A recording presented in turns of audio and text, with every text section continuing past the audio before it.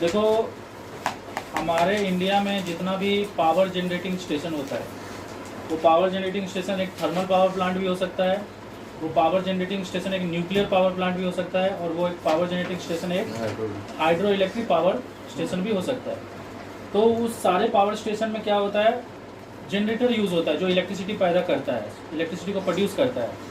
कहीं पे स्टीम जो होता है ना, तो पहले ये समझो जनरेटर करता क्या है। जनरेटर का काम है मैकेनिकल एनर्जी को इलेक्ट्रिकल एनर्जी में कन्वर्ट करना। इसके बारे में हम लोग थोड़ा सा पढ़ेंगे डिटेल में जब हम लोग इलेक्ट्रोमैग्नेटिज्म पढ़ेंगे तब। लेकिन फिलहाल के इतना समझ लो कि जनरेटर क्या होता है, जो एक ऐसा डिवाइस होता है जो मैकेनिकल एनर्जी को इलेक्ट्रिकल एनर्जी में कन्वर्ट करता है। डैम में क्या किया जाता है, डैम में मैकेनिकल एनर्जी प्रोवाइड किया जाता है बाय किसके थ्रू प्रोवाइड किया जाता है, वाटर, पानी के थ्रू, पानी जो मूव करता है। और थर्मल पावर प्लांट में किसके थ्रू मैकेनिकल एनर्जी प्रोवाइड किया जाता है, स्टीम से। पानी वेपराइज होता है और उसको हाई प्रेशर में ना पास किया जाता है, किससे, जनरेटर से। तो जनरेटर में जो टरबाइन लगे रहता है, फैन, वो घूमने लगता है और वो मैकेनिकल एनर्जी किस में कन्वर्ट हो जाता है, इलेक्ट्रिकल एनर्जी में। कैसे कन्वर्ट होता है वो मैकेनिज्म हम लोग आगे पढ़ेंगे। फिलहाल के लिए इतना समझ लो कि मैकेनिकल एनर्जी किस में कन्वर्ट हो जाता है, इलेक्ट्रिकल एनर्जी। अब हमारे इंडिया में जो इलेक्ट्रिकल एनर्जी प्रोड्यूस होता है ना, वो कितना वोल्टेज प्रोड्यूस होता है, 11 kV, मतलब 11,000 वोल्ट। तो सोच लो, मैं एक तो एग्जांपल लेता हूँ, जैसे कि हम लोग उड़ीसा में रहते हैं तो उड़ीसा का एग्जांपल लेते हैं। तो सोच लो ये 11 kV ना हिराकू डैम में प्रोड्यूस हो रहा है। ओके, वहाँ पे जो पानी का मूवमेंट से टरबाइन को चलाया जा रहा है और टरबाइन का जो मैकेनिकल एनर्जी वो किस में कन्वर्ट हो जा रहा है, इलेक्ट्रिकल एनर्जी। कितना वोल्टेज जनरेट हो रहा है, 11 kV। क्योंकि हम लोग जानते हैं कि पोटेंशियल डिफरेंस देने से ही करंट फ्लो करता है, तो हम लोग को क्या जनरेट करना पड़ेगा, पोटेंशियल डिफरेंस। लेकिन ये पोटेंशियल डिफरेंस अगर हम लोग जैसे राजगंगपुर में रहते हैं, तो हिराकू डैम से राजगंगपुर तक पहुंचते पहुंचते ये पोटेंशियल डिफरेंस क्या होगा, वो जो वायर है, जिस वायर के थ्रू ये यहाँ पे पहुंचेगा, वो वायर में क्या हो जाएगा, ये पोटेंशियल डिफरेंस क्या हो जाएगा, ड्रॉप हो जाएगा। क्योंकि वायर का भी अपना एक रेजिस्टेंस होता है। जैसे मैं एक एग्जांपल देके समझाता हूँ। जैसे सोच लो कि ये हिराकू डैम है और यहाँ पे कितना वोल्टेज जनरेट हो रहा है, 10 वोल्ट। और ये राजगंगपुर है और सोच लो कि ये वायर है, वायर का रेजिस्टेंस सोच लो हम लोग ले लेते हैं 100 ओम। ओके, अब यहाँ पे राजगंगपुर को सोच लो, राजगंगपुर में जितना भी लोड लगा हुआ है ना, उसको हम लोग कितना ले लें, इसको 10 एक काम करते हैं, इसको 8 ओम ले लेते हैं। और राजगंगपुर में जितना भी लोड है, ठीक है, मान लो 2 ओम का लोड है। देखो समझ में आ रहा है कि मतलब पूरा राजगंगपुर जो है ना, यहाँ पे जितना भी कंज्यूमर है, सबका घर का अगर रिक्वायरमेंट को फुलफिल कर दे तो सबका घर का जो रेजिस्टेंस है, लोड मतलब रेजिस्टेंस, वो कितना 2 ओम है, मतलब इक्विवेलेंट रेजिस्टेंस 2 ओम है पूरा राजगंगपुर का। और वायर का रेजिस्टेंस 8 ओम हो गया, क्योंकि वहाँ से यहाँ तक आ रहा है, तो बहुत लंबा वायर यूज हो रहा है। और हम लोग जानते हैं लंबाई बढ़ने से क्या होता है, रेजिस्टेंस बढ़ता है। तो रेजिस्टेंस, अब देखो यहाँ पे जनरेट कितना हो रहा है, 10 वोल्ट। अब इसके कारण क्या होगा, इसमें करंट फ्लो करेगा, तो करंट कितना निकलेगा, 10 divided by total resistance. Total resistance कितना, 8 + 2 10, 1 एम्पियर। तो 1 एम्पियर करंट फ्लो करेगा। तो 10 वोल्ट में से ये कितना वोल्टेज कंज्यूम कर लिया, V = IR। तो ये कितना वोल्टेज कंज्यूम कर लेगा, करंट का वैल्यू हो गया 1 और वायर का रेजिस्टेंस हो गया 8 वोल्ट ये कंज्यूम कर ले रहा है। समझ में आ रहा है कि नहीं। और राजगंगपुर को कितना मिल रहा है, राजगंगपुर को मिल रहा है V = IR। तो 1 इंटू इसका रेजिस्टेंस कितना है, 2 वोल्ट। अब देखो, ये तो समझ लो कि राजगंगपुर को जितना वोल्टेज चाहिए उतना तो उसको मिल जा रहा है, पर यहाँ पे प्रॉब्लम क्या है, हम लोग 10 वोल्ट जनरेट कर रहे हैं। समझ में आ रहा है कि नहीं। राजगंगपुर को भले 2 वोल्ट मिल जा रहा है, लेकिन कहीं ना कहीं ये बहुत बड़ा नुकसान है कि नहीं, क्योंकि हम लोग 10 वोल्ट जनरेट कर रहे हैं, लेकिन हम लोग को 2 ही वोल्ट मिल रहा है। 8 वोल्ट तो सिर्फ वायर में ही लॉस हो जा रहा है, वायर ही उतना वोल्टेज कंज्यूम कर ले रहा है। तो हम लोग को कुछ ऐसा मैकेनिज्म करना पड़ेगा कि अगर हम लोग 10 वोल्ट जनरेट कर रहे हैं तो कम से कम 9 वोल्ट तो यहाँ पे आए। तो उसमें से हम लोग क्या करेंगे, 2 वोल्ट अगर सुन लो राजगंगपुर को दे रहे हैं, तो उसमें से बचा हुआ वोल्ट इस राजगंगपुर के अगल बगल में जो सिटी है उसको दे देंगे। अरे समझ में आ रहा है कि नहीं, तो ये बहुत बड़ा लॉस है कि नहीं। आप जनरेट कर रहे हो 10 वोल्ट, तो इसके हिसाब से तो एफिशिएंसी कितना हुआ, ओनली 20%। 20%, हाँ। क्योंकि अगर आप इसको करोगे तो 20 डिवाइड बाई 10 इंटू 100 तो सिर्फ 20% एफिशिएंसी हुआ ना। तो आप तो चाहोगे ना कि एफिशिएंसी ज़्यादा हो, मतलब हम लोग जितना जनरेट कर रहे हैं लगभग उतना ही उसके आसपास यहाँ तक पहुँचना चाहिए। वो अलग बात है कि अब देखो जितना हम लोग जनरेट कर रहे हैं उतना अगर यहाँ तक पहुँच जाए या उससे थोड़ा कम, तो उससे क्या है कि वहाँ का आदमी उससे एक्स्ट्रा नीड, मतलब उनका जो एक्स्ट्रा नीड है उसको भी फुलफिल कर सकता है। अरे मतलब वो इन फ्यूचर चाहे तो अपना नीड को क्या कर सकता है, वोल्टेज कंजप्शन को बढ़ा भी सकता है ना। अरे समझ में आ रहा है? हाँ सर। उसके अलावा एक सेकेंड चीज़ है, देखो वायर का रेजिस्टेंस ज़्यादा है और रेजिस्टेंस ज़्यादा होने से क्या होता है, एनर्जी लॉस भी ज़्यादा होगा। तो दो कॉन्सेप्ट से आप देख सकते हो, वायर में वोल्टेज कंजप्शन भी ज़्यादा हो रहा है और वायर में एनर्जी लॉस भी क्या हो रहा है, ज़्यादा हो रहा है। और एनर्जी लॉस किस फॉर्म में होगा, in the form of heat. मतलब यहाँ पे ये हो रहा है आप जितना भी एनर्जी जनरेट कर रहे हो वो मैक्सिमम एनर्जी हीट फॉर्म में लॉस हो जा रहा है। तो इसको मिनिमाइज करने के लिए क्या किया जाए, इसको मिनिमाइज करने के लिए कुछ तो करना पड़ेगा ना। तो देखो हम लोग ना यहाँ पे मिनिमाइज करने के लिए हम लोग इसको तो कम नहीं कर सकते, रेजिस्टेंस तो वो फिक्स ही है, रेजिस्टेंस तो फिक्स है ना वायर का, तो वायर का रेजिस्टेंस को तो कम नहीं कर सकते, ये तो क्लियर हो गया ना। तो अब हमारे पास, अब देखो टाइम को भी हम कुछ नहीं कर सकते, टाइम भी हमारे हाथ में नहीं है, जितना टाइम में यहाँ से यहाँ जाना है उतना टाइम में ही जाएगा।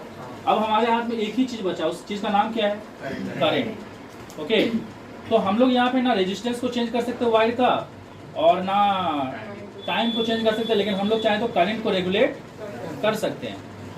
अब करंट को रेगुलेट हम लोग कैसे कर सकते हैं, अब देखो राजगंगपुर का जो पावर कंजप्शन है वो तो कांस्टेंट है, मतलब राजगंगपुर में हर घर का कुछ पावर कंजप्शन होगा, एक दिन का कुछ पावर कंजप्शन होगा, एक महीना का कुछ पावर कंजप्शन होगा, वो तो कांस्टेंट है ना। अब मेरे घर में जो डिवाइसेस लगे हैं, टीवी है, कूलर है, उन सब का अपना अपना एक फिक्स पावर कंजप्शन है, वो तो कांस्टेंट है ना। तो अगर पावर कंजप्शन कांस्टेंट है तो हमारा पावर का फॉर्मूला क्या होता है, V इंटू आई। तो I इक्वल टू क्या हो जाएगा, P बाई V। तो यहाँ पे हम लोग को क्या सीखने मिल रहा है कि अगर आप वोल्टेज को बढ़ा दो तो करंट का वैल्यू क्या हो जाएगा, कम हो जाएगा। हाँ, पावर कांस्टेंट है तो समझ में आ रहा है कि नहीं। तो हम लोग क्या करेंगे, इसीलिए यहाँ पे क्या किया जा रहा है, जब पावर को ट्रांसमिट किया जा रहा है ना, तो आप रेजिस्टेंस को कम नहीं कर सकते, आप टाइम को भी चेंज नहीं कर सकते।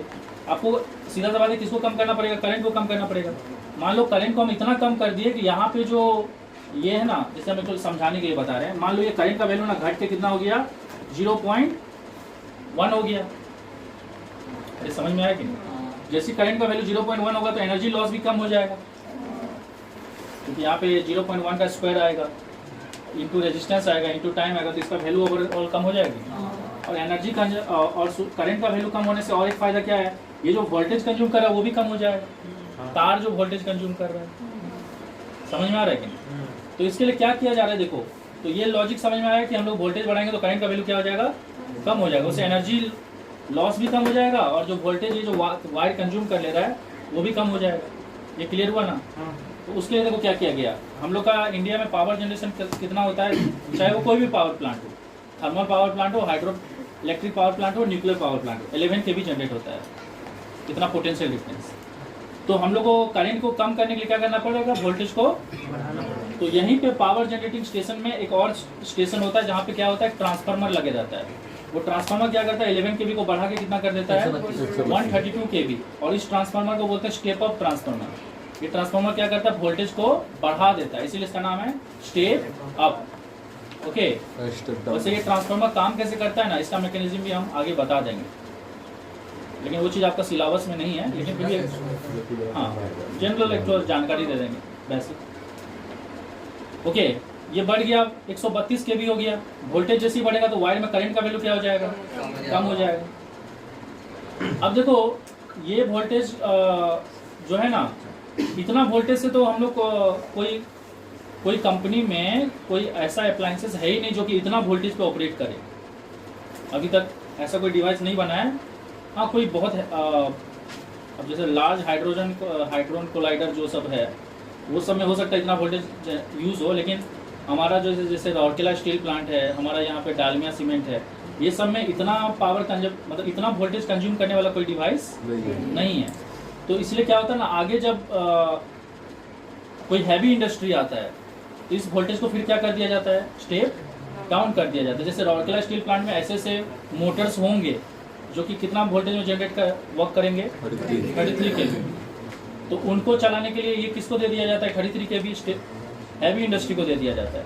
वोल्टेज को डाउन कैसे किया जाता है, कौन सा ट्रांसफार्मर यूज करके, स्टेप डाउन। ठीक है, तो स्टेप डाउन ट्रांसफार्मर क्या करता है, वोल्टेज को कम कर देता है। जैसे वोल्टेज कम होता होगा करंट का वैल्यू दोबारा क्या होता होगा, बढ़ जाता होगा। अब देखो यहाँ से फर्दर ये वोल्टेज जो है किसको जाता है, सब स्टेशन को जाता है। ये मेन सब स्टेशन था, मेन सब स्टेशन किसको सप्लाई दे रहा है, हैवी इंडस्ट्री को। उसके अलावा वो किसको सप्लाई दे रहा है, इंटरमीडिएट सब स्टेशन। मान लो कि ये मेन सब स्टेशन एक डिस्ट्रिक्ट में है, ओके, और ये इंटरमीडिएट सब स्टेशन कहाँ पे, हर सिटी में है। समझ में आया कि नहीं?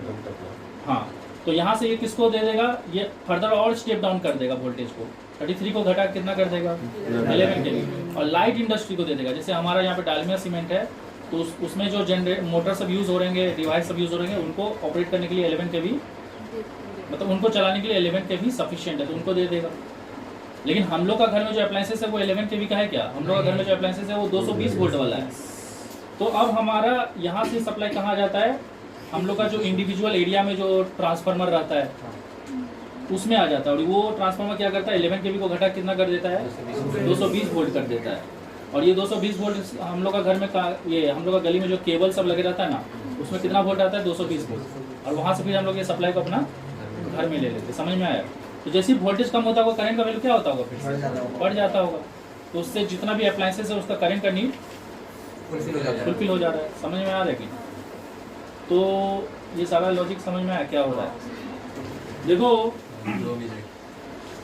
यहाँ पे 5 वोल्ट का सप्लाई है और 2 ओम का रेजिस्टेंस लगा है, और फिर हम लोग क्या किए, 2 ओम का रेजिस्टेंस ही लगा है और 10 वोल्ट सप्लाई को बढ़ा के कितना कर दिए 10 वोल्ट कर दिए। तो यहाँ पे हम लोग किसको चेंज किए बताओ,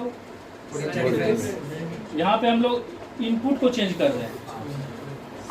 मतलब हम लोग यहाँ पे इनपुट को चेंज नहीं, हम लोग यहाँ पे किसके पॉइंट ऑफ व्यू देखना है, इनपुट के पॉइंट ऑफ व्यू। हम लोग यहाँ पे किसके पॉइंट ऑफ व्यू देख रहे हैं, इनपुट के पॉइंट ऑफ व्यू। तो इनपुट मतलब क्या हो गया, सोर्स। तो सोर्स के पॉइंट ऑफ व्यू आप जब भी देखोगे तो आई और भी में क्या रिलेशन होगा, डायरेक्ट रिलेशन होगा। जब आप सोर्स के पॉइंट ऑफ व्यू देखोगे तो आई और भी में क्या रिलेशन होगा, डायरेक्ट रिलेशन। जैसे देखो यहाँ पे हमारा सप्लाई वोल्टेज कितना था 5 वोल्ट, तो अगर मैं करंट फाइंड करूँ, रेजिस्टेंस कितना है 2 ओम है, तो करंट फाइंड करूंगा कितना होगा V/R 5/2 कितना हो जाएगा 2.5 एम्पीयर। अभी मैं अगर सोर्स का वैल्यू को बढ़ा दिया, सोर्स का वैल्यू मतलब इनपुट का वैल्यू को 5 से कितना कर दिया 10 वोल्ट, तो वोल्टेज बढ़ जाने से फिर से हम वही करंट का फॉर्मूला कैसे निकाले, V/R करके। V का वैल्यू अभी 10 है और R का वैल्यू 2 है, कितना हो गया 5 एम्पीयर। तो यहाँ पे हम लोग को क्या दिख रहा है कि जब वोल्टेज सोर्स का मतलब इनपुट का वोल्टेज जब बढ़ रहा है तो इनपुट के द्वारा जो दिया हुआ करंट है उसका वैल्यू भी बढ़ रहा है। तो ये ओम्स लॉ को ओबे कर रहा है कि नहीं? तो ओम्स लॉ कहाँ पे अप्लाई होता है, इनपुट पे अप्लाई होता है, मतलब जो सप्लाई दे रहा है। समझ में है कि नहीं? तो अगर आप इनपुट के पॉइंट ऑफ व्यू देखोगे तो इनपुट का अगर सप्लाई वोल्टेज बढ़ेगा तो इनपुट का सप्लाई करंट भी क्या होगा, बढ़ेगा। मतलब अगर पोटेंशियल डिफरेंस बढ़ेगा तो करंट भी बढ़ेगा। देखो दिख रहा है कि नहीं, 5 से 10 हुआ तो करंट भी 2.5 से 5 हो गया। ओके, लेकिन अगर आप आउटपुट के पॉइंट ऑफ व्यू देखोगे तो केस कुछ अलग ही होगा। इनपुट के पॉइंट ऑफ व्यू तो समझ गए ना, ओम्स लॉ अप्लाई होता है, I is directly proportional to V। समझ में आया कि नहीं? क्योंकि I इक्वल टू V/R होता है ना, तो I और V में क्या रिलेशन हुआ, डायरेक्ट। लेकिन आप आउटपुट के पॉइंट ऑफ व्यू देखो, देखो यहाँ पे भी एक 100 वाट का बल्ब लगा, सॉरी 10 वाट का बल्ब लगा हुआ है, और यहाँ पे भी 10 वाट का बल्ब लगा है। अब यहाँ पे हम लोग क्या कर रहे हैं ना, वोल्टेज को बढ़ा रहे हैं। वोल्टेज पहले 5 वोल्ट था और अभी वोल्टेज कितना हो गया 10 वोल्ट। तो पावर में चेंजेस आ रहा है क्या? नहीं, पावर में चेंज नहीं है। पावर तो कांस्टेंट है। Power 10 volt. पावर रेटिंग जो बल्ब का है वो तो कांस्टेंट है ना। तो यहाँ पे हम लोग करंट कैसे निकालेंगे, P/V। P का वैल्यू कितना हो गया 10 वाट। अब वोल्टेज कितना है 5 वोल्ट, करंट का वैल्यू कितना आया 2 एम्पियर आया। अब इस केस में देखो, जब हम लोग वोल्टेज को बढ़ा दिए 10 वोल्ट कर दिए, 5 से 10 वोल्ट कर दिए, लेकिन हम लोग करंट फाइंड करेंगे P/V। तो पावर कितना है 10 है और वोल्टेज 10 हो गया तो कितना करंट आ रहा है 1 एम्पियर। तो जब आप आउटपुट के पॉइंट ऑफ व्यू देखोगे ना तो वहां पे ओम्स लॉ अप्लाई नहीं होता है, वहां पे I equal to P/V formula apply होता है। मतलब वहां पे करंट और वोल्टेज के बीच में क्या रिलेशन हो जाता है, इनवर्स। अरे समझ में आया कि नहीं? Yes, sir. तो आउटपुट पे करंट और वोल्टेज में इनवर्स रिलेशन है, मतलब जो डिवाइस हमारे घर में लगा है ना, अगर उस डिवाइस को कम वोल्टेज दोगे तो वो ज्यादा करंट लेगा। क्यों लेगा? ताकि उसका पावर क्या रह सके, कांस्टेंट। Constant. मान लो आपका सप्लाई वोल्टेज आप उसको दे रहे हो 2 वोल्ट और उसका वो करंट कितना ले रहा है 1 एम्पियर, क्योंकि उसका पावर कितना है 2 वाट है। लेकिन अगर आप सप्लाई वोल्टेज को घटा दोगे 1 वोल्ट तो वो करंट कितना ले लेगा 2 एम्पियर, ताकि उसको कितना पावर मिल सके 2 वाट। समझ में आया कि नहीं? क्योंकि वो डिवाइस को अपने आप को ऑपरेट करने के लिए 2 वाट पावर चाहिए। तो जैसे ही वोल्टेज कम होगा तो करंट का वैल्यू क्या होगा, बढ़ जाएगा। लेकिन जैसे करंट का वैल्यू बढ़ेगा तो प्रॉब्लम क्या है पता है, हीटिंग इफेक्ट आ जाएगा, दैट इज I2RT। और वो उतना हीट से क्या हो सकता है, अप्लायंसेस जल सकता है। इसीलिए बोला जाता है कि घर में जब भी वोल्टेज ड्रॉप होता है, कभी कभी होता है ना वोल्टेज गिर जाता है तो लाइट सब क्या होता है, ब्लिंक करने लगता है, तो बोला जाता है कि स्विच ऑफ कर दो। क्योंकि जैसे ही वोल्टेज ड्रॉप होता है तो करंट का वैल्यू क्या हो रहा है, बढ़ जा रहा है, उससे वो अप्लायंसेस डैमेज हो सकता है। इसीलिए क्या बोला जाता है कि ऑफ कर दो, क्योंकि अभी वोल्टेज गिर गया है तो उस टाइम करंट का वैल्यू बढ़ रहा है, और करंट का वैल्यू बढ़ेगा तो हीटिंग इफेक्ट बढ़ेगा, और ज़्यादा हीट होगा डिवाइस तो क्या होगा, डैमेज हो सकता है। अरे समझ में आ रहा है कि नहीं? तो ये इनपुट पॉइंट ऑफ व्यू है ओम्स लॉ, और आउटपुट पॉइंट ऑफ व्यू क्या है, I = P/V, मतलब करंट और वोल्टेज में इनवर्स रिलेशन है output point of view. Input point of view current और वोल्टेज में डायरेक्ट रिलेशन है। ये समझ में आया आपको? अब समझ सकते। तो देखो यहाँ पे पिछला क्लास मतलब पिछला बार हम लोग क्या पढ़े थे कि कैसे सप्लाई जो है वो आपका जनरेटर से आपका सिटी सबस्टेशन तक आता है। अब देखो जब सप्लाई सिटी सबस्टेशन तक आ जाता है और सिटी सबस्टेशन में उसको स्टेप डाउन करके कितना वोल्ट कर दिया जाता है, 220 वोल्ट कर दिया जाता है। ठीक है, अब सिटी सबस्टेशन से क्या होता है ना, हम लोग का जितना भी एरिया है वहां पे पोल के थ्रू उस सप्लाई को ट्रांसफर किया जाता है, और वो पोल से फिर हमारे घर के अंदर तक सप्लाई कैसे आता है उसका पूरा ये डायग्राम एक्सप्लेन कर रहा है। मतलब पोल से हमारे घर तक का सप्लाई, मतलब घर के अंदर तक का सप्लाई। ओके, और फिर घर के अंदर कैसे सप्लाई होता है वो हम लोग आगे डिस्कस करेंगे। पर ये सप्लाई है पोल से लेके हमारा डिस्ट्रीब्यूशन बॉक्स तक। डिस्ट्रीब्यूशन बॉक्स वो है जहां से आप हर रूम में सप्लाई दोगे। ठीक है, तो ये जो यहाँ पे 2 तार दिख रहा है, एक है लाइव और एक है न्यूट्रल। लाइव वो वायर है जिसमें करंट है, मतलब उसका पोटेंशियल डिफरेंस कितना है, 220 वोल्ट है। और एक दूसरा तार है जिसका नाम है न्यूट्रल। न्यूट्रल कितना है, 0 वोल्ट, मतलब उसमें करंट नहीं है। न्यूट्रल कुछ और नहीं होता है, न्यूट्रल आर्थिंग ही होता है। आर्थिंग मतलब अर्थ से कनेक्टेड होता है, लेकिन ये आर्थिंग कहाँ पे किया गया है, सिटी सबस्टेशन में किया गया है। ये आर्थिंग यहाँ पे हमारे घर के आसपास नहीं किया जाता है। ठीक है, तो एक ठो में इलेक्ट्रॉन्स बहुत ज्यादा है क्योंकि उसका पोटेंशियल ज्यादा है, और एक ठो में इलेक्ट्रॉन्स क्या है, कम है, मतलब नहीं के बराबर, मतलब 0 है। तो जैसे यहाँ इसके और इसके बीच में अगर हम लोग कोई भी चीज को कनेक्ट करेंगे तो क्या होगा, इलेक्ट्रॉन फ्लो करेगा हाई पोटेंशियल से लो पोटेंशियल, मतलब करंट फ्लो करेगा, और उससे वो अप्लायंसेस वर्क करने लगेगा। समझ में आया कि नहीं? अब देखो ये जैसे ये हम लोग क्या करते हैं, पोल से कनेक्शन लेते हैं, और पोल से कनेक्शन लेके सबसे पहले हम लोग किस में देते हैं, मीटर में देते हैं, किलोवाट आवर मीटर। ये किलोवाट आवर मीटर क्या है, ये बताता है कि हम लोग का घर में कितना एनर्जी कंज्यूम हो रहा है, और जितना एनर्जी कंज्यूम होगा उसके लिए हम लोग गवर्नमेंट को क्या करेंगे, बिल पे करेंगे। तो सबसे पहले तो ये जो यहाँ से जो 2 तार आया है लाइव और न्यूट्रल, वो किससे आके जुड़ा हुआ है, किलोवाट आवर मीटर से। अब देखो जस्ट फॉर सेफ्टी के लिए, किसका सेफ्टी के लिए, किलोवाट आवर मीटर का सेफ्टी के लिए, और बाकी जो अप्लायंसेस है घर के अंदर उसका सेफ्टी के लिए लाइव वायर में फ्यूज लगाया गया है। अब लाइव वायर में ही फ्यूज क्यों लगाया गया है, क्योंकि करंट जो है वो किसमें है, लाइव वायर में। न्यूट्रल में करंट नहीं है। न्यूट्रल वायर को अगर आप ऐसे छू भी दोगे तो आपको करंट नहीं मारेगा, लेकिन अगर आप लाइव वायर को छूते और आप ग्राउंड के कांटेक्ट में हो तो आपके बॉडी से करंट फ्लो करेगा और आपको करंट लग जाएगा। समझ में आएगी नहीं? तो क्योंकि करंट जो है वो लाइव वायर में है, इसीलिए फ्यूज को किस में लगाया गया है, लाइव वायर में लगाया गया है। और फ्यूज क्या होता है, फ्यूज एक सेफ्टी डिवाइस होता है जो कि क्या चीज है, एलॉय है। क्या क्या चीज का एलॉय है, टीन और लीड का। और इसका मेल्टिंग पॉइंट ना बहुत लो होता है जो कि है 250 डिग्री सेल्सियस। और प्लस फ्यूज का क्या और क्या कैरेक्टरिस्टिक है, इसका रेजिस्टेंस बहुत ज्यादा होता है। सीधा सा बात है, रेजिस्टेंस ज्यादा होगा तो हीट ज्यादा प्रोड्यूस होगा, क्योंकि हम लोग जानते हैं I2RT होता है। तो करंट जैसी फ्लो करेगा, अगर रेजिस्टेंस ज्यादा होगा तो हीट भी ज्यादा प्रोड्यूस होगा, और हीट ज्यादा प्रोड्यूस होने से क्या होगा, मेल्ट हो जाएगा। मेल्ट जैसी होगा तो आगे सप्लाई जाने नहीं देगा। सोच लो किसी कारण से घर में कुछ प्रॉब्लम हुआ है और उस कारण से ना करंट बहुत ज्यादा आ रहा है, तो वो ज्यादा करंट क्या कर सकता है, हीटिंग इफेक्ट के कारण घर के अप्लायंसेस को डैमेज कर सकता है। तो जैसे ही ज्यादा करंट आएगा ना तो फ्यूज मेल्ट हो जाएगा। फ्यूज का अपना एक रेटिंग होता है। फ्यूज का रेटिंग किस में होता है? एम्पियर में। मान लो मेरा घर में अगर 10 एम्पियर करंट यूज हो रहा है तो हम लोग फ्यूज कितना का लगाएंगे? कम से कम 11 या 12 एम्पियर का लगाएंगे, थोड़ा ज्यादा का लगाएंगे।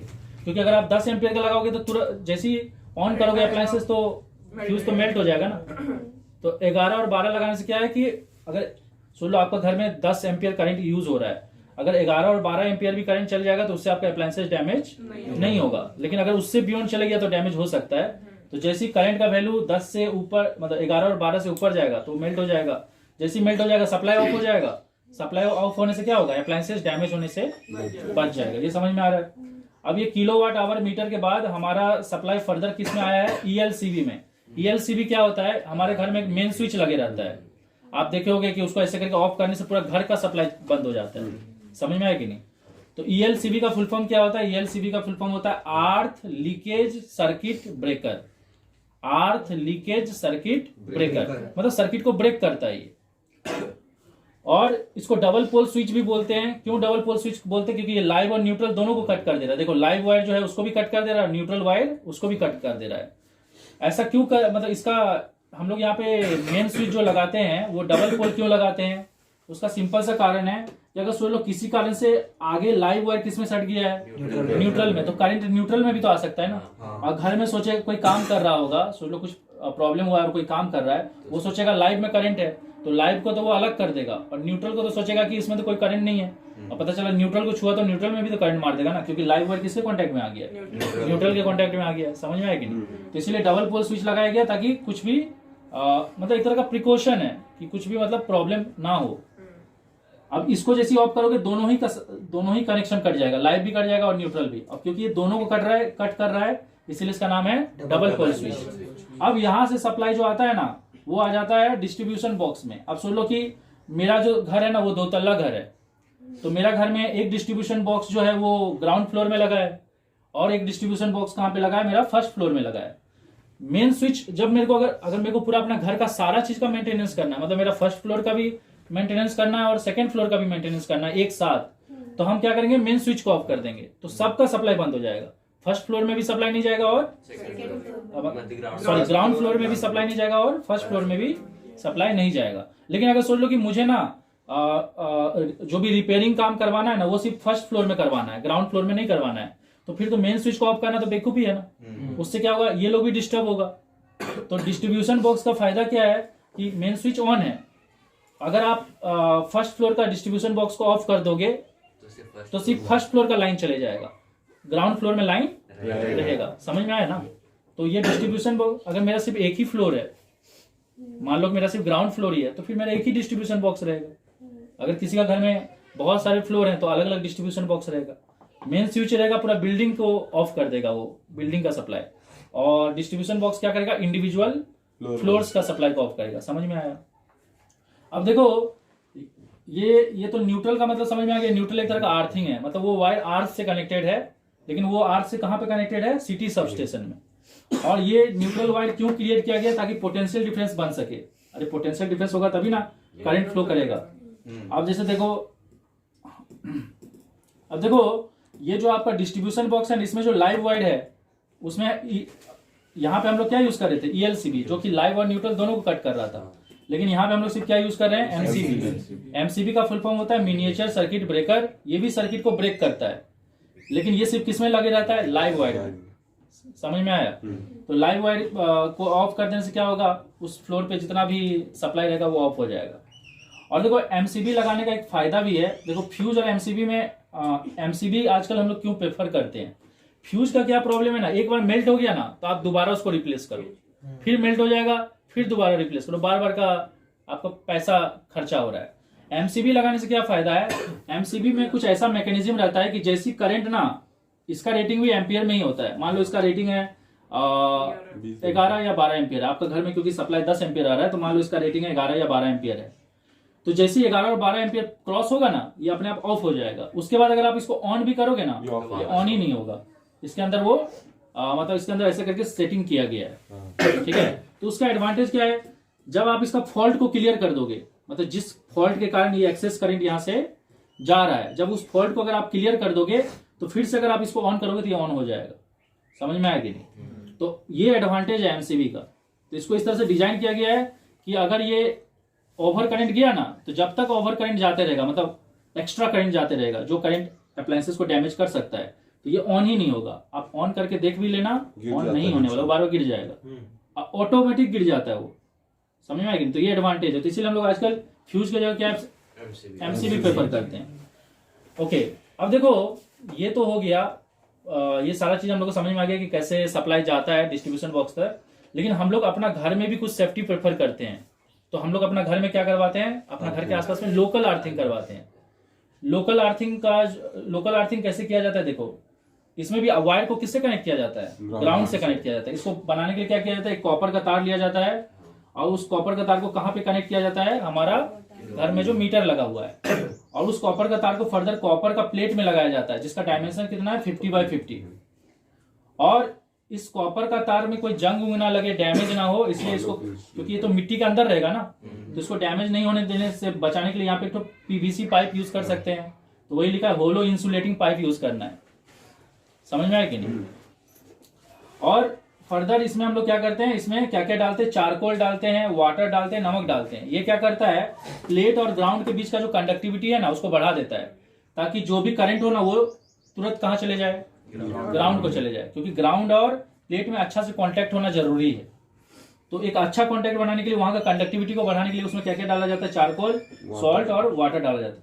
और ये गड्ढा कितना लंबा खोदा जाता है, मतलब कितना डीप? 2 से 3 मीटर डीप खोदा जाता है। अब देखो अर्थिंग करने का एडवांटेज क्या है। अगर सोच लो, जैसे यहाँ पे हम लिखे भी हैं, अर्थिंग का एडवांटेज क्या है कि जैसे सोचो किसी कारण से ना लाइव वायर ना न्यूट्रल वायर के कांटेक्ट में आ गया। लाइव वायर किसके कांटेक्ट में आ गया? तो देखो, लाइव और न्यूट्रल जैसी कांटेक्ट में आता है ना, उस सिचुएशन को बोलते हैं शॉर्ट सर्किट। और सीधा सा बात है, देखो ये जैसे सोच लो ये एक बल्ब है, यहाँ पे लाइव लगा है और यहाँ पे न्यूट्रल लगा है। बल्ब का रेजिस्टेंस सोच लो है 22 ओम, और हम लोग का लाइव में कितना वोल्टेज है? 220 वोल्ट। न्यूट्रल में कितना वोल्ट है? 0 वोल्ट। तो करंट कितना फ्लो करेगा? 220। मतलब पोटेंशियल डिफरेंस कितना हो जाएगा? 220 माइनस 0 कितना हो जाएगा? 220। तो पोटेंशियल डिफरेंस हमारा हो गया, V का वैल्यू हो गया, V/R होता है ना, तो V का वैल्यू 220 हो गया और रेजिस्टेंस हो गया 22। तो कितना करंट जा रहा है? 10 एम्पियर जा रहा है। तो ये नॉर्मल कंडीशन है। लेकिन अगर सोच लो शॉर्ट सर्किट हो जाता है, शॉर्ट सर्किट मतलब क्या होता है? लाइव और न्यूट्रल एक दूसरे के साथ कांटेक्ट में आ जाता है। अब देखो क्या प्रॉब्लम होगा। जैसे ही लाइव और न्यूट्रल कांटेक्ट में आएगा तो ये सिचुएशन क्रिएट हो जाएगा। देखो, ये लाइव है जो कि 220 वोल्ट है, और ये न्यूट्रल है जो कि 0 वोल्ट है। समझ में आया कि नहीं? ये न्यूट्रल है जो कि 0 वोल्ट है। अब देखो, इसका बीच में कोई भी रेजिस्टेंस नहीं है। शॉर्ट सर्किट होना मतलब क्या? उनके बीच में कोई भी रेजिस्टेंस लगा हुआ नहीं। मतलब यहाँ का रेजिस्टेंस का वैल्यू कितना हो गया? 0। पोटेंशियल डिफरेंस अभी भी 220 वोल्ट है, तो आई का वैल्यू कितना हो जाएगा? 220 वोल्ट डिवाइडेड बाय 0। कितना करंट जाएगा? इन्फिनाइट। पर इन्फिनाइट का कोई वैल्यू होगा, मतलब हो सकता है कि 100 एम्पियर चले जाए, 200 एम्पियर चले जाए, 1000 एम्पियर चले जाए। इतना करंट अगर जाएगा तो घर का अप्लायंसेस क्या हो सकता है? डैमेज हो सकता है। तो अर्थिंग अकेले काम नहीं कर सकता है। अर्थिंग को अपने साथ काम कराने के लिए फ्यूज या एमसीबी का भी यूज आपको करना पड़ेगा। तो जैसे ही लाइव वायर ना सोच लो न्यूट्रल के कांटेक्ट में आया, तो क्या होगा? यहाँ का एमसीबी ऑटोमेटिक ट्रिप हो जाएगा। और अगर सोच लो लाइव वायर ना अर्थ के कांटेक्ट में आया, समझ में आया कि नहीं? तो जैसे लाइव वायर अर्थ के कांटेक्ट में आएगा तो बहुत ज्यादा हैवी करंट जाएगा, तो फ्यूज क्या हो जाएगा? मेल्ट हो जाएगा, और एमसीबी क्या हो जाएगा? ट्रिप हो जाएगा। और जो एक्स्ट्रा करंट था ना, वो अर्थ क्या करेगा? अपने अंदर खींच लेगा। अरे समझ में आ रहा है कि नहीं? जैसे सोच लो कि मेरा ये टीवी है, अर्थिंग क्यों किया गया? देखो, टीवी को चलाने के लिए क्या क्या चाहिए? लाइव चाहिए और न्यूट्रल चाहिए। लेकिन टीवी का बॉडी में अगर सोच लो किसी कारण से लाइव का तार कांटेक्ट में आ जाए, टीवी का बॉडी में अगर किसी कारण से लाइव वायर कांटेक्ट में आ जाए, तो टीवी का बॉडी में करंट आ जाएगा।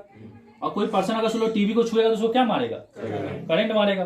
तो हम लोग ना अर्थिंग का जो वायर होता है ना, वो मीटर से लेके घर के अंदर भी आता है। देखो, मीटर से लेके घर के अंदर भी अर्थिंग का वायर आया है। और ये सब किसके कहाँ पे जाके लगता है? ये अर्थिंग का वायर ये जाके लगता है अप्लायंसेस का बॉडी में, क्योंकि ये तो अप्लायंस को चला नहीं रहा है ना, ये जस्ट सेफ्टी के लिए। ये कहाँ पे जाके लगता है? अप्लायंस का बॉडी में। अब देखो, अप्लायंस का बॉडी में जैसी लाइव वायर जैसी अप्लायंस का बॉडी में कांटेक्ट में आया, मतलब इनडायरेक्टली वो किसके कांटेक्ट में आ गया? अर्थ वायर के कांटेक्ट में आ गया। और जैसे ही अर्थ वायर के कॉन्टेक्ट में आएगा, सो लो यहाँ पे, क्योंकि अर्थ वायर का भी पोटेंशियल कितना है, 0 वोल्ट ही है ना, ग्राउंड है ना वो। तो जैसे ही अर्थ वायर के कॉन्टेक्ट में आएगा तो करंट एक्सेस जाएगा, और एक्सेस करंट जैसे जाएगा तो एमसीबी उड़ जाएगा, फ्यूज उड़ जाएगा और एमसीबी ट्रिप हो जाएगा, बंद हो जाएगा। तो इसमें सप्लाई आना क्या होगा, तो आपका छूने से पहले ही वो एमसीबी ट्रिप हो गया रहेगा, फ्यूज ऑफ हो गया रहेगा, तो आपको शॉक से बच जाओगे। अरे क्योंकि देखो, अगर सुन लो, जैसे ही लाइव वायर बॉडी के कांटेक्ट में आया, मतलब इनडायरेक्टली किसके कांटेक्ट में आ गया, अर्थ के कांटेक्ट में, और अर्थ के कांटेक्ट में जैसे ही आएगा तो यहाँ से करंट होके किस में जाएगा, अर्थ में जाएगा। और क्योंकि इनके बीच में कोई रेजिस्टेंस नहीं है तो बहुत ज्यादा करंट जाएगा अर्थ में, और ज्यादा करंट जाने से तो ये एमसीबी क्या करेगा, और ये फ्यूज ये मेल्ट हो जाएगा और ये ट्रिप हो जाएगा कि नहीं। तो ये तो पहले से ही ट्रिप हो गया होगा और ये मेल्ट हो चुका होगा, तो आपको करंट थोड़ी मारेगा। समझ में आ गया। तो अगर आप अर्थिंग अकेले काम नहीं कर सकता, अर्थिंग सिर्फ क्या करेगा, जो भी एक्स्ट्रा करंट है उसको खींच के ग्राउंड में डालेगा, लेकिन अर्थिंग आपको अकेले बचा नहीं सकता, उसके लिए आपको कॉम्बिनेशन में फ्यूज और एमसीबी भी लगाना पड़ेगा, नहीं तो सर्किट ऑफ नहीं होगा ना। अर्थिंग से जुड़ गया मतलब करंट तो जाते रहेगा, तो करंट तो जाते जा रहा है, लेकिन करंट जो जा रहा है वो अप्लायंसेस को डैमेज भी करते जाएगा। लेकिन हम लोग तो चाहते हैं कि करंट जाना बंद हो जाए, तभी ना अप्लायंसेस डैमेज होने से बचेगा। और अगर सुन लो करंट जाते जा रहा है और आप छुएगे तब भी आपको शॉक लग ही जाएगा, क्योंकि करंट तो बहुत ज्यादा जा रहा है ना। तो मेन हमारा पर्पस क्या होना चाहिए कि करंट का सप्लाई बंद हो जाना चाहिए, तो उसके लिए इसको भी यूज करना पड़ेगा। अरे समझ में आ रहा है। कभी कभी देखते हो कि कूलर का बॉडी में करंट आ जाता है, तो अगर कूलर में अगर आप एक नट कहीं पे लगा दो और उसमें अर्थ वाला तार एक तो लगा दो, तो जैसे ही कूलर का बॉडी में कांटेक्ट में आएगा ना, वहां का फ्यूज अपने आप उड़ जाएगा। लेकिन हाँ, बहुत जन क्या करता है, अपना घर में अर्थिंग नहीं करता है। अर्थिंग हमारे सेफ्टी के लिए। मान लो आप अपना घर में दीवार उवाल साफ कर रहे हो पानी से, और स्विच बोर्ड पे पानी चले गया, तो लाइव वायर से हो सकता है करंट स्विच बोर्ड में आ जाए और आपको झटका लग जाए। लेकिन वो जो अर्थिंग वायर रहता है वो किस में लगे रहता है, स्विच बोर्ड में लगे रहता है। तो जैसे ही करंट स्विच बोर्ड में आएगा वो अर्थ वायर से जाएगा हैवी करंट, और हैवी करंट जैसे जाएगा तो एमसीबी और फ्यूज क्या हो जाएगा, उड़ जाएगा। अरे समझ में आ रहा है कि नहीं। तो वही चीज देखो यहाँ पे लिखा है, the light come in contact with the appliances, the heavy current will flow through earth and fuse blow of and supply will stop. Fuse blow हो जाएगा मतलब उड़ जाएगा। ये सारा चीज समझ में आ रहा है। फ्यूज कैसे ब्लो होगा, वो तो उसका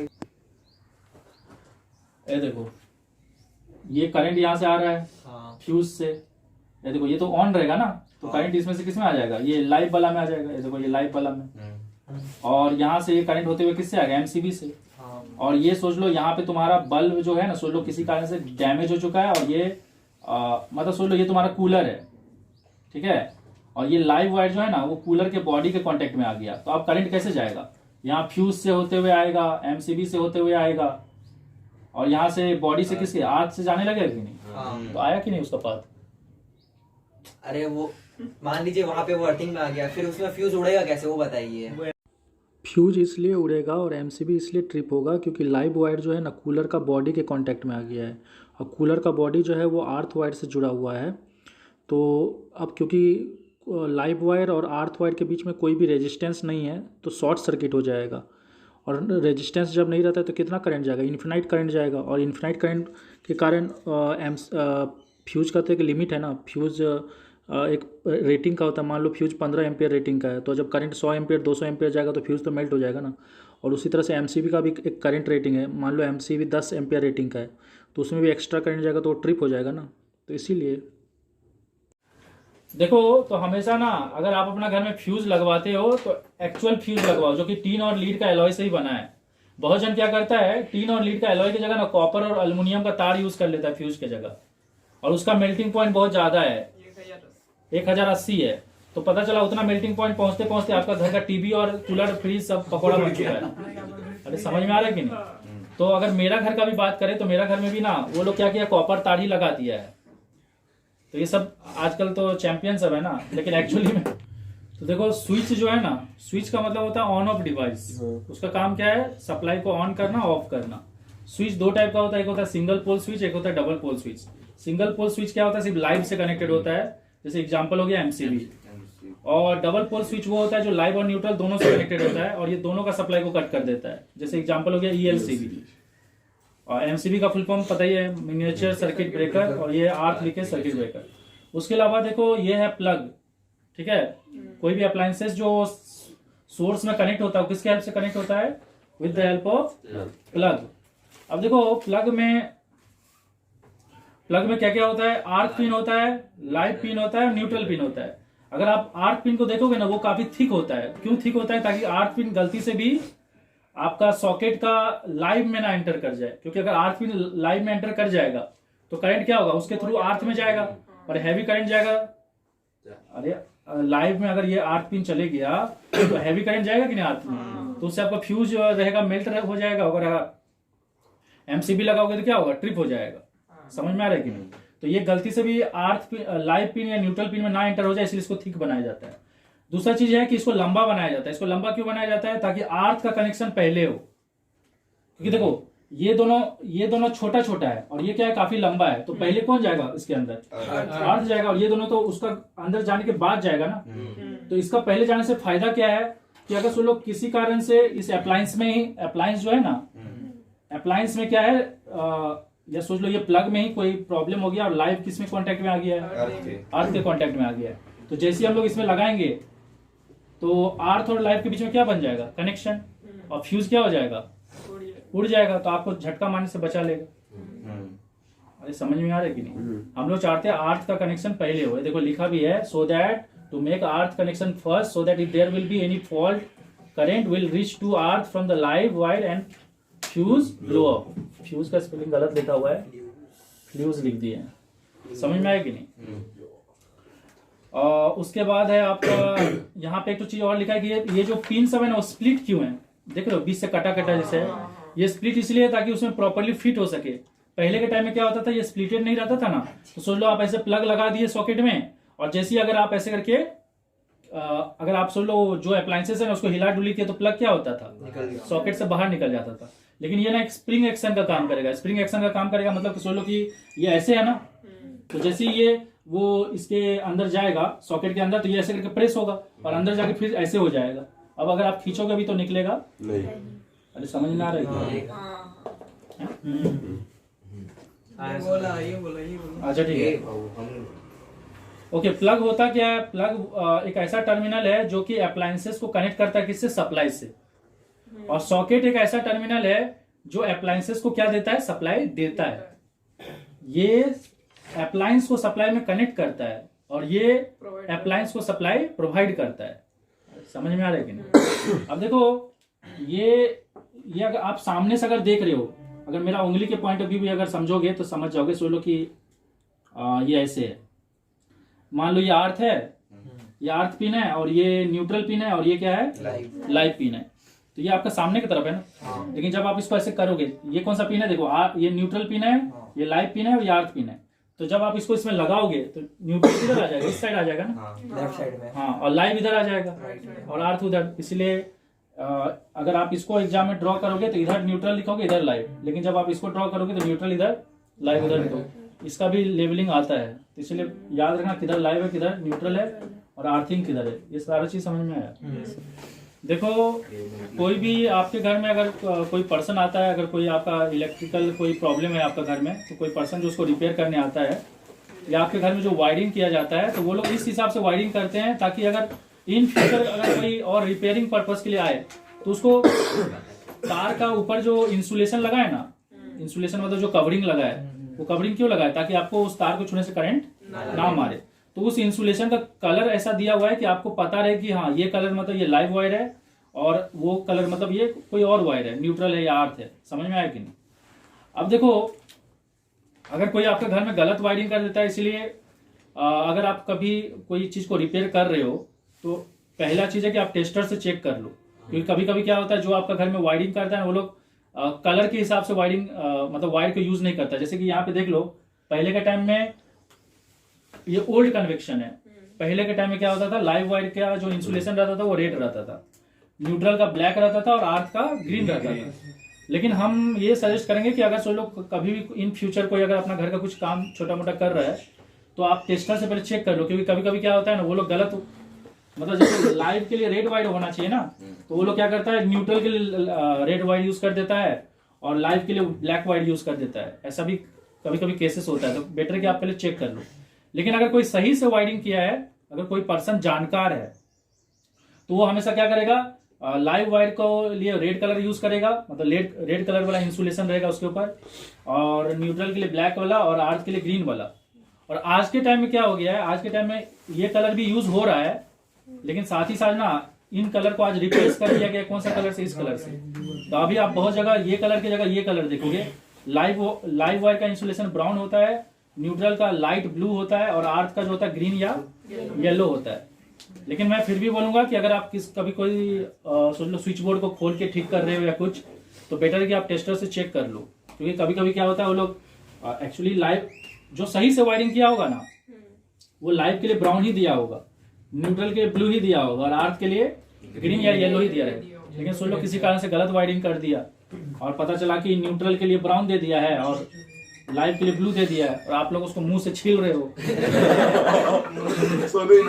मजा आ जाएगा। तो देखो, आपको एग्जाम में एक चीज और पूछ सकता है, फ्यूज का रेटिंग। जैसे आपके घर में कोई भी अप्लायंसेस लगा रहे हो, तो उसमें कितना रेटिंग का फ्यूज लगाना है।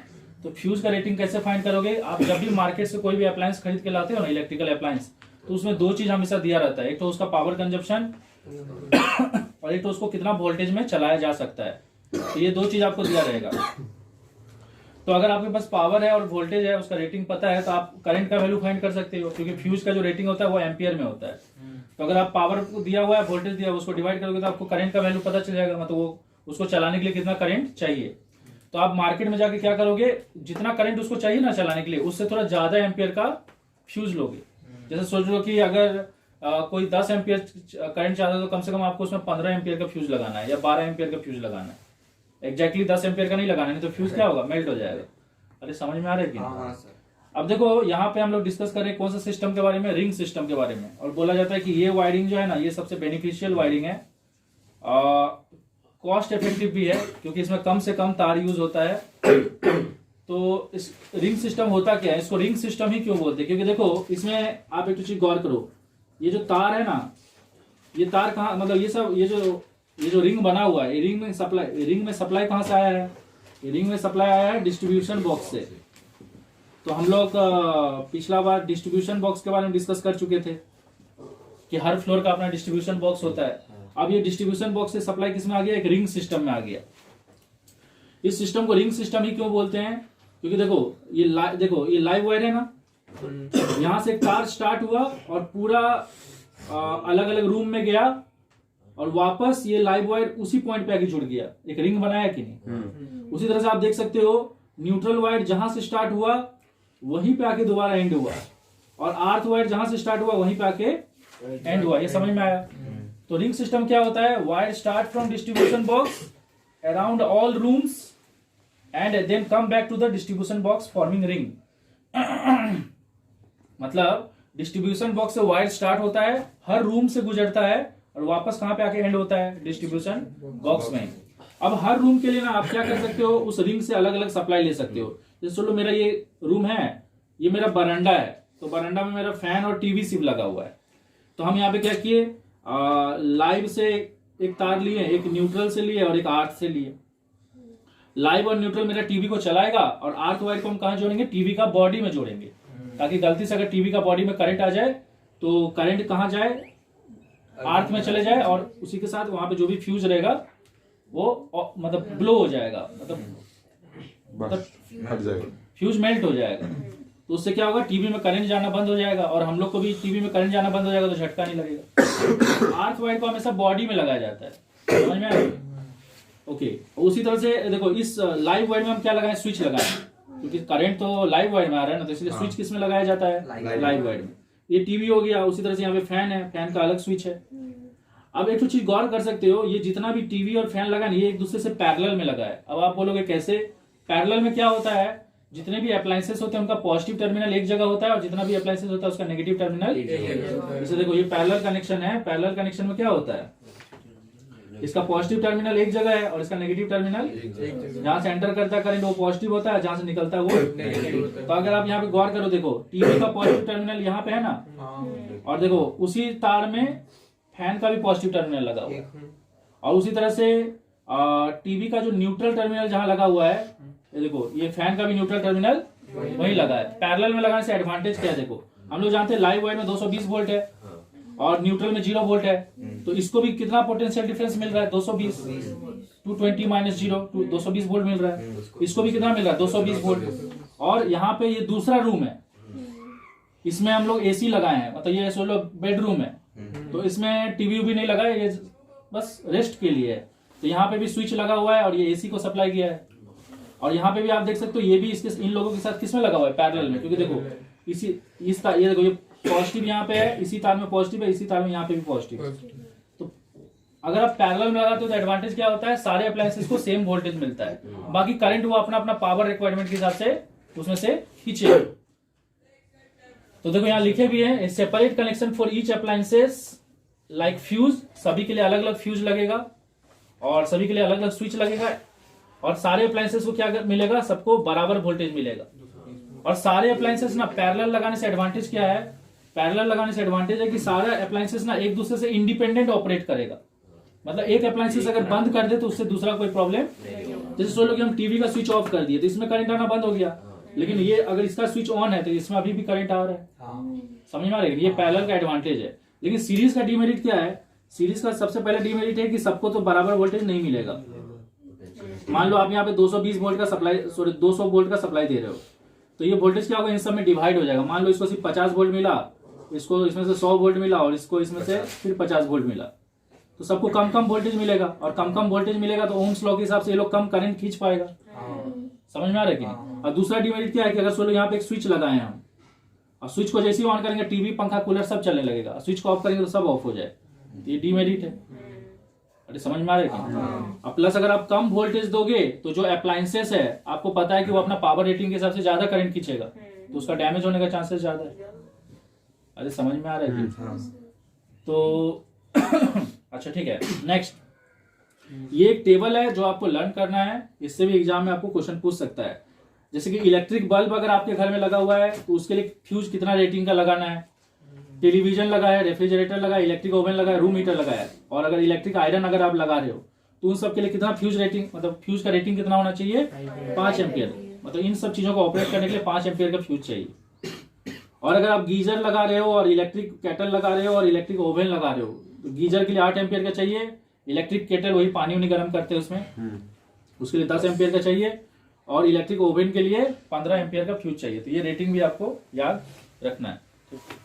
तो यहाँ पे हम लोग क्या जानने का वाले हैं? Staircase wiring. ठीक है, staircase wiring, staircase wiring.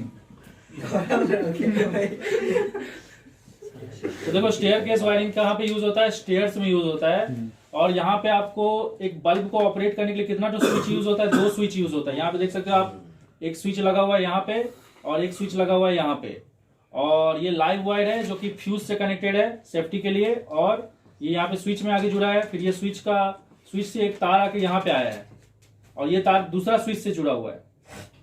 उसी तरह से और एक तार भी है जो कि स्विच से यहाँ पे इसी स्विच से आगे जुड़ा है। मतलब ये दोनों स्विच को कितना तार ज्वाइन करता है? 2 तार ज्वाइन करता है। ठीक है, और यहाँ से फिर न्यूट्रल वायर आया है जो कि बल्ब में जुड़ा हुआ है, और यहाँ से एक स्विच से एक तार लेके इसमें जुड़ा हुआ है। अब देखो होता क्या है, जब आप ऊपर जाते हो ना, अभी आप देख सकते हो यहाँ से करंट आएगा और करंट यहाँ से इस बल्ब में जा नहीं सकता क्योंकि ये स्विच अभी ऑफ है। ठीक है, तो करंट जा नहीं सकता। सोच लो कि अभी हम रात को अपना काम करके मतलब ड्यूटी से वापस आए हैं और सीढ़ी पे चढ़ रहे हैं, तो हम क्या करेंगे? इस स्विच को ऑन करेंगे। ऑन कैसे करेंगे? ये अभी ऑफ स्टेट में है ना, इसको ऑन करेंगे। ऑन जैसे करेंगे तो इसमें लग जाएगा, इसमें लग जाएगा। तो जैसे ही ऑन होगा तो यहाँ से करंट फ्लो करेगा ऐसे करके इसमें से होते हुए, तो बल्ब क्या होगा? जलने लगेगा। अब सोच लो हम ऊपर चढ़ चुके हैं तो हम इसको क्या कर देंगे? इसको कर देंगे ऑफ। इसको ऑफ कर देंगे तो ये ऐसे हो जाएगा। अब देखो इसमें से करंट फिर से आएगा लेकिन अब करंट जा नहीं सकता, तो ये बल्ब दोबारा क्या हो जाएगा? ऑफ हो जाएगा। मान लो रात को मुझे नीचे आना था, तो रात को जब हम नीचे आ रहे थे इसको दोबारा ऑन किए तो ये ऐसे हो जाएगा, फिर से करंट फ्लो करेगा, बल्ब ऑन हो जाएगा। फिर नीचे आएंगे, फिर इसको ऑफ कर देंगे, ये ऐसे हो जाएगा और फिर ये बल्ब ऑफ हो जाएगा क्योंकि करंट इधर नहीं आ सकता। ये सारा मैकेनिज्म समझ में आ रहा है? देखो यहाँ पे ना स्विच का कोई ऑन या ऑफ स्टेट नहीं है। अगर आप इसको ऐसे दबाओगे तो ये वाला ऐसे हो जाएगा ना, तो ये वाला किसमें सट जाएगा? इसमें सट जाएगा। और अगर आप सोच लो ऊपर से चढ़ के इसको ऐसे दबा दिए फिर ऐसे हो जाएगा, तो ये वाला चीज उसमें ऐसे सट जाएगा। फिर जब नीचे आने टाइम इसको दोबारा आप ऐसे दबा दिए तो फिर ऐसे हो जाएगा। अरे समझ में आ रहा है कि नहीं? मतलब एक ही स्विच को ना ऑन या ऑफ दोनों जैसा यूज किया जा रहा है। मतलब इसमें कोई ऑन या ऑफ स्टेट नहीं है। नॉर्मली क्या होता है बल्ब में, जब हम लोग नॉर्मल एक सिंगल सप्लाई देते हैं, ऑफ करने से भी और एक सिंगल स्विच यूज करते हैं। सिंगल स्विच में क्या करते हैं हम लोग, ऐसे ऑफ रहता है, जैसे हम लोग इसको क्लिक करके दबाते हैं तो ये ऐसे हो जाता है और ऑन हो जाता है। लेकिन इसमें हम नहीं बोल सकते ना कब ऑफ कब ऑन। ऐसा भी हो सकता है कि इस स्टेट में ऑन हो और सॉरी इस स्टेट में ऑन हो। अरे समझ में आ रहा है क्या? क्योंकि यहाँ पे हम लोग दोनों को यूज कर रहे हैं उस हिसाब से कि हो सकता है कि ये वाला स्विच इस स्टेट में हो और ये वाला स्विच इस स्टेट में हो। तो ये ऐसे लग रहा है कि जैसे ऑन में है और ये कैसा में है, ऑफ में है। लेकिन एक्चुअली यहाँ पे दोनों ही बल्ब को क्या कर रहा है, जला रहा है। तो यहाँ पे कोई प्रॉपर आप नहीं बोल सकते कि ऐसे ऑन है या ऐसे ऑफ है। अरे समझ में आ रहा है? देखो आपके घर में ना 5 बल्ब जल रहा है। मतलब यहाँ पे क्वेश्चन के हिसाब से उस पर्सन के घर में 5 बल्ब लगाया, 2 ट्यूबलाइट। एक बल्ब का रेटिंग कितना है 60 वाट और एक ट्यूबलाइट का रेटिंग कितना है 40 वाट। और इन सभी अप्लायंसेस को चलाने के लिए जिस वायर से सप्लाई आ रहा है उस वायर में फ्यूज कितना रेटिंग का लगा है 5 एम्पियर रेटिंग का। मतलब 5 एम्पियर रेटिंग का जो फ्यूज है ना वो इतना बल्ब अगर जलेगा, बल्ब और ट्यूबलाइट जलेगा तो वो फ्यूज मेल्ट नहीं होगा। और घर का सप्लाई वोल्टेज कितना है 220 वोल्ट है। आपको बोला है कितना करंट ये सभी मिलके खींच रहे हैं निकालने के लिए। मतलब ये जितने भी अप्लायंसेस होंगे करंट कंज्यूम कर रहा होगा कि नहीं, तो कितना करंट कंज्यूम कर रहा है वो निकालना है। तो सबसे पहले हम लोग क्या करेंगे, टोटल पावर निकालेंगे। तो एक बल्ब का पावर है 60 वाट, तो 5 बल्ब का कितना हो जाएगा 5 × 60 300। और एक ट्यूबलाइट का पावर कंजप्शन है 40 वाट, तो 2 ट्यूबलाइट का कितना हो जाएगा 2 ×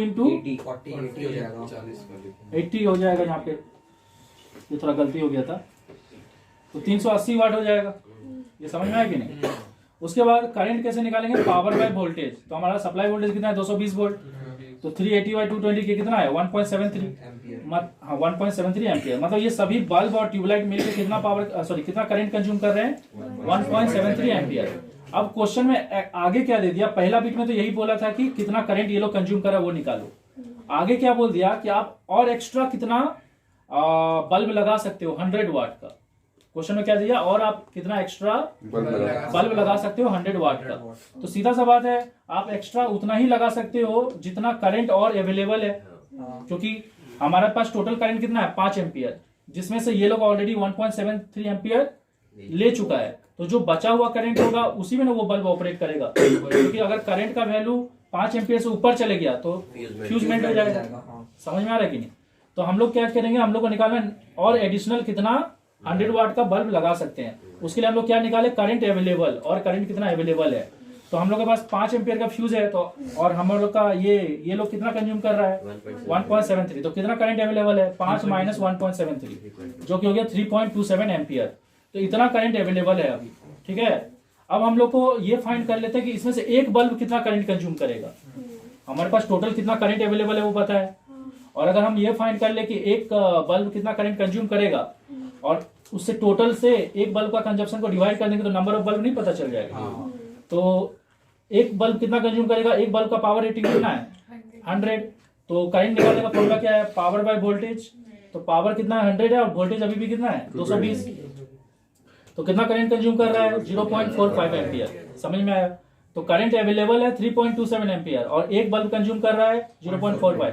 तो इसको अगर आप डिवाइड करोगे तो कितना आ रहा है 7.3। तो 7.3 बल्ब तो नहीं होता है कोई, बल्ब तो नंबर्स में होता है। तो लगभग और आप 7 बल्ब एक्स्ट्रा लगा सकते हो और ये फ्यूज मेल्ट नहीं होगा। देखो यहाँ पे एक बल्ब लगा हुआ है जिसका रेटिंग कितना दे दिया 6 वोल्ट। मतलब इस बल्ब को चलाने के लिए 6 वोल्ट चाहिए और इसका पावर कंजप्शन कितना है 12 वाट।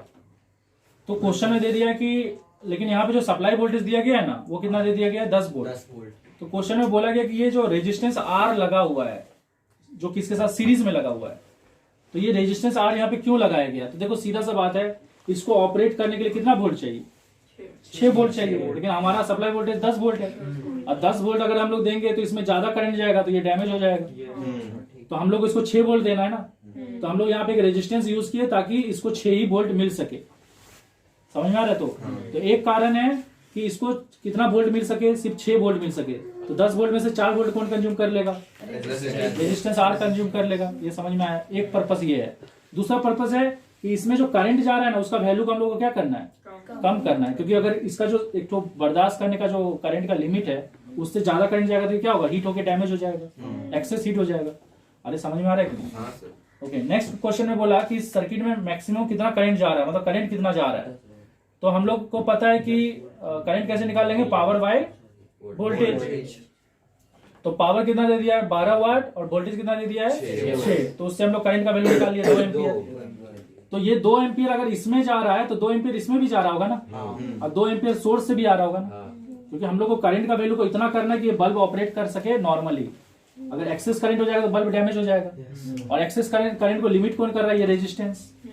ये समझ में आया कि नहीं? तो पूरा सर्किट में कितना करंट फ्लो कर रहा है? 2 एम्पियर। तो करंट पता चल गया हम लोग को। नेक्स्ट क्या निकालने बोला कि ये कितना वोल्टेज कंज्यूम कर रहा है, ये कितना वोल्टेज कंज्यूम कर रहा है। अब देखो 10 में से 6 तो ये कंज्यूम करेगा ही, तो बचा हुआ कौन कंज्यूम करेगा? रेजिस्टेंस। तो रेजिस्टेंस कितना कंज्यूम कर रहा है? 4 वोल्ट। ये क्लियर हो गया। उसके बाद बोला कि इस रेजिस्टेंस का वैल्यू निकालो। तो अब मुझे इस सर्किट में करंट का वैल्यू भी पता है, और यहाँ का पोटेंशियल डिफरेंस भी पता है, जो कि कितना है? 4 वोल्ट। तो हम लोग यहाँ पे V/I करके, मतलब 4/2 करके इसका रेजिस्टेंस निकाल लिए। उसके बाद बोला कि इस सर्किट में करंट कितना फ्लो कर रहा है, ठीक है। तो इस सर्किट में करंट कितना फ्लो कर रहा है वो तो मतलब ओवरऑल पूछा कि इस सर्किट में कितना करंट फ्लो कर रहा है, जिसका आंसर हम लोग ऑलरेडी निकाल चुके हैं। सीधा सा बात है, बल्ब अगर 2 एम्पियर कंज्यूम करेगा तो पूरा सर्किट भी कितना कंज्यूम करेगा? 2 ही एम्पियर, क्योंकि सीरीज में करंट का वैल्यू क्या होता है? सबके लिए सेम होता है। उसके बाद नेक्स्ट क्वेश्चन में बोला कि बल्ब का रेजिस्टेंस कितना है।